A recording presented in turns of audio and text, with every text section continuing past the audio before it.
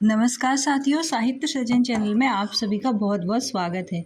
मैं रजनी तिवारी आज बात करने वाली हूँ सूर सागर सार के राधा कृष्ण प्रसंग के अंतिम पद के विषय में। उसके बाद आज के वीडियो में हम बात करेंगे मथुरा गमन। तो आइए शुरुआत करते हैं वीडियो की इस पद के साथ। नंद नंदन वृषभानु किशोरी, मोहन राधा खेलत होरी। नंद नंदन अर्थात नंद के पुत्र श्री कृष्ण, वृषभानु किशोरी अर्थात वृषभानु की पुत्री राधा, दोनों आपस में क्या कर रहे हैं? खेलते हैं, होली खेलते हैं। श्री वृंदावन अतहि उजगारत, वरद वरद नव दंपति भोरे। एकनी कर है अगुरा कुमकुम, एकनी कर केसरी ले घोरी। एक अर्थ शी भाव दिखावती, नाचती तरुवती बाल वृद्ध बोरी। श्यामा उतहि सकल ब्रज वनिता, इतिहि श्याम रस रूप लहरी। कंचन की पिचकारी छूटती, छिरकत ज्यों सचुपावे गोरी। अतहि ग्वाल दधि गौरस गा माते, गारी देत कहो न करोरी। करत दुहाई नंद राय की, ले जय जू गयो कल बल छल जोरी। झुंडन जोरी रही चंद्रावली, गोकुल में कछु खेल मचोरी। सूरदास प्रभु फगवा दीजे, चिरंजीवो राधावर जोरी। अर्थात कृष्ण तथा राधा होली खेलते हैं। वृंदावन अत्यधिक प्रकाशित चहल पहलमय हो रहा है। रंग रंग के नवीन दंपति विभोर होकर खड़े हैं। एक के हाथ में अगुआ और कुमकुम है तो एक हाथ में वह केसर घोलता है। सब एक ही तरह का भाव दिखाते हैं। बाल, वृद्ध तथा तरुण सभी विभोर होकर नाचते हैं। उधर राधा तथा समस्त ब्रजवासी हैं, इधर कृष्ण रूप लाभ कर रहे हैं। अर्थात गोपियों के सुंदरता का श्री कृष्ण उनके रूप का लाभ कर रहे हैं, यानी उन्हें देख रहे हैं। सोने की पिचकारी छूट रही है, छिड़कने पर सखियां सुखी होती हैं। ग्वाल अत्यधिक दूध तथा दही से मस्त हैं, गाली देते हुए कहना नहीं करते। नंदराय कृष्ण की दुहाई देते हैं, जो पाए बल तथा छल से जोड़ी लेकर चले। चंद्रावली आदि झुंड बनाकर बोली कि गोकुल में कुछ खेल मचा है।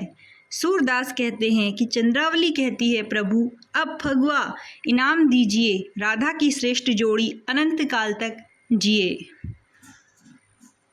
इसके बाद से अब हम बात करेंगे मथुरा गमन के पद की। सबसे पहला जो पद है मथुरा गमन का वह इस प्रकार है। कंस नृपति अक्रूर बुलाए, बैठे इंकत मंत्र दृढ़ किन्हीं दो बंधु मगाए। कहू मल्ल कहू गज दे राखे, कहू धनुष कहू वीर। नंद महर के बालक मेरे, करशत रहत शरीर। उन्हीं बुलाई बीच ही मारो, नगर न आवन पावे। सूर सुनत अक्रूर कहत, नृप मन मन मौज बढ़ावे। राजा कंस ने अक्रूर को बुलाया और एकांत में बैठाकर दृढ़ मंत्रणा करके दोनों भाइयों कृष्ण और बलराम को मंगाया। कहीं पर मल्ल योद्धा की, कहीं हाथी, कहीं धनुष तथा कहीं वीरों को तैनात करके रखा। कंस ने कहा, नंद महर के पुत्र मेरे शरीर में चुभते रहते हैं, अर्थात वह कांटे की तरह मुझे चुभते रहते हैं। उन्हें बुलाकर बीच में ही मार डालूं, नगर तक आने ही न पावें। सूरदास कहते हैं कि अक्रूर कंस की बातों को सुनते हैं तथा राजा कंस कहते हैं, और इस तरह वह मन ही मन अपने आनंद को बढ़ाते हैं। यानी कंस को ऐसा प्रतीत हो रहा है कि जो उन्होंने अपना आयोजन बनाया हुआ है, जो तरीका उन्होंने खोज निकाला है, उस तरीके से वह श्री कृष्ण को मार देंगे। जबकि वह यह नहीं जानते थे कि श्री कृष्ण तो स्वयं क्या है, विष्णु के अवतार हैं और उन्हीं के अंत के लिए धरती पर आए हैं।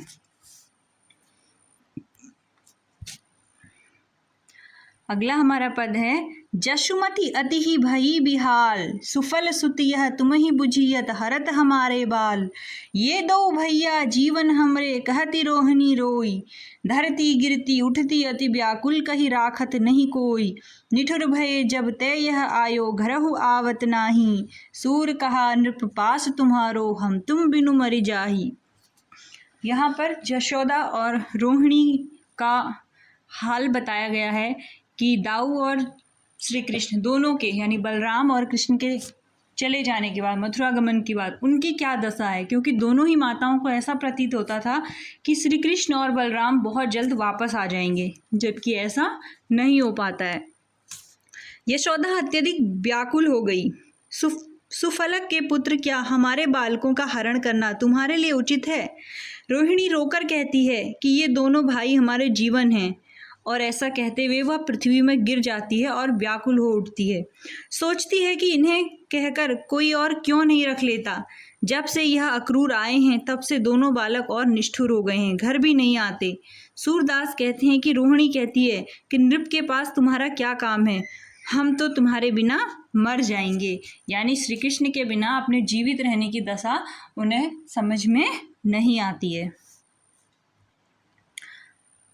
इसके बाद वाला जो पद है, इसमें मथुरा में श्री कृष्ण के आगमन पर जो वहाँ के लोगों की दशा होती है उसका वर्णन किया गया है, क्योंकि पूरी मथुरा कंस के अत्याचारों से पीड़ित होती है।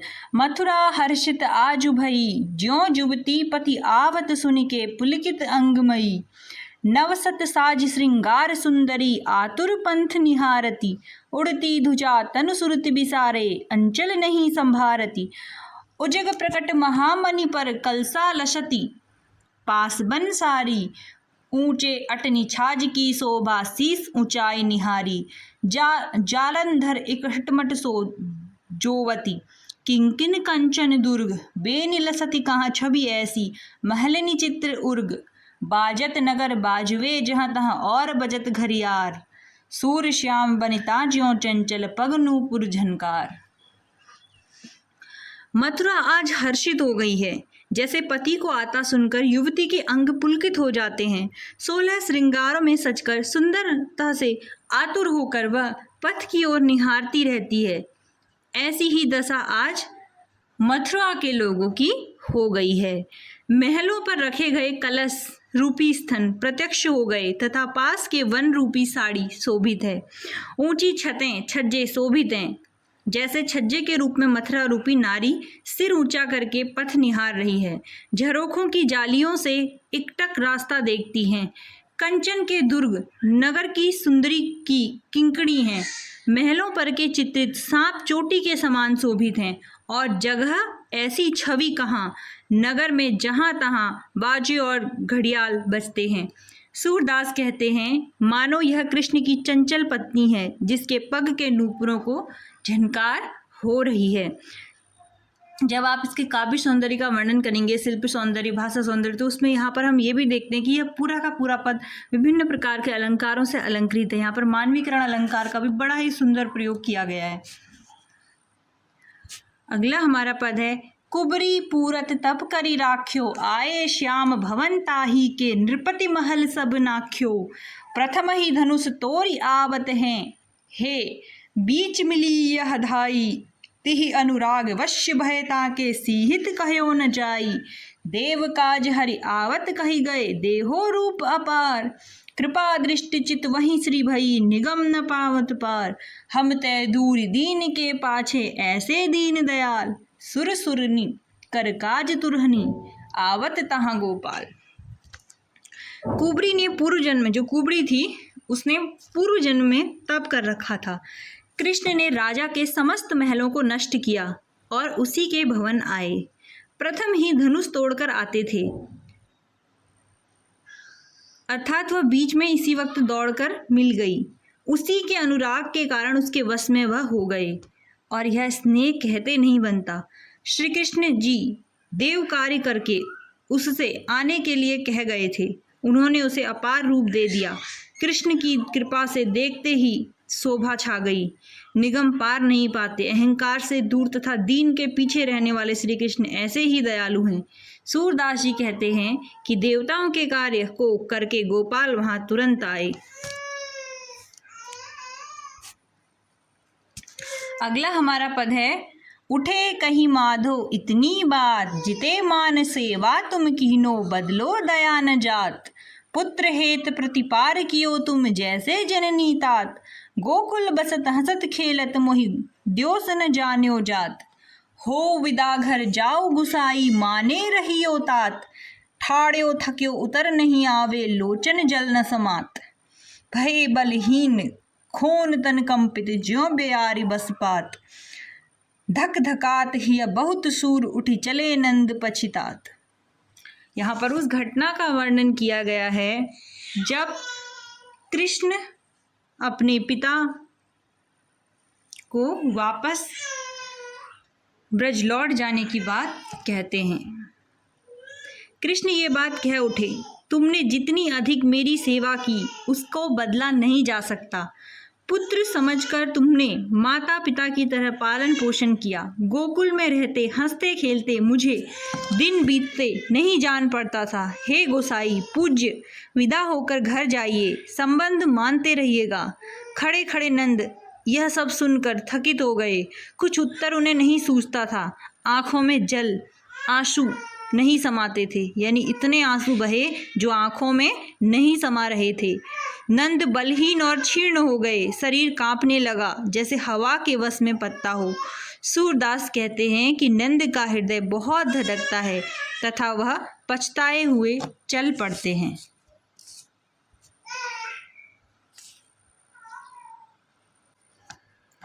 अब हमारा पद है, जसुदा कहन कान के बूझी, फूटी न गई तुम्हारी चारों।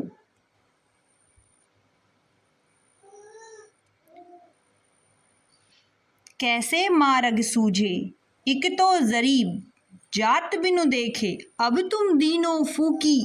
यह छतिया मेरे कान कुंवर बिनु, फटी न भई दे टूक। धिक तुम धिकिए चरण अहोपति, अध बोलत उठि धाये। सूर श्याम बिछुरन की हम पे देन बधाई आए। अब इस पद में हम ये देखते हैं कि जो जसोदा है वह जब यह देखती है कि श्री कृष्ण वापस नहीं आए तो उनके मन की पीड़ा और गुस्सा एक साथ फूटकर बाहर निकलता है। जसोदा कृष्ण कृष्ण कहकर पूछती है, तुम्हारी चारों आंखें यानी चर्म चक्षु और ज्ञान चक्षु फूट क्यों नहीं गई? तुम्हें मार्ग कैसे दिखाई दिया?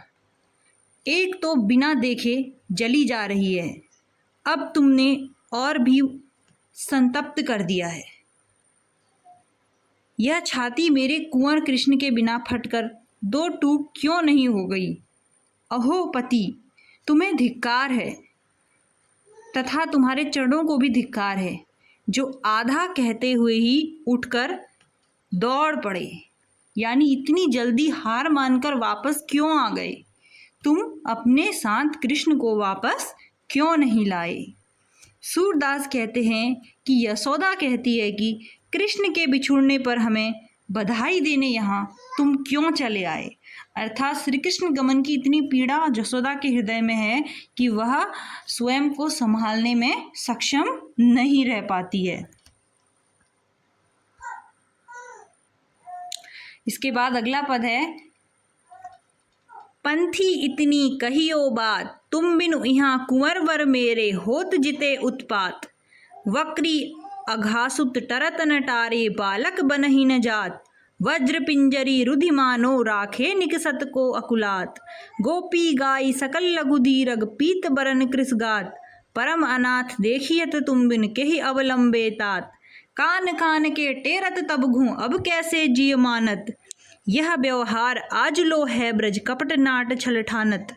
दसहु दिसि दे उदित होई है, दावा नल के कोट। आँखिनी मूद रहत सन्मुखवें, नाम कवच दे ओट। ऐ सब दुष्ट हते हरि जेते, भये एक ही पेट। सत्वर सूर सा सहाय करो, अब समुझी पुरातन हेट। अब इसमें देखो, पथिक जाकर इतनी बात कहना कि हे श्रेष्ठ कुंवर, तुम्हारे बिना यहाँ बड़ा उत्पात होता है।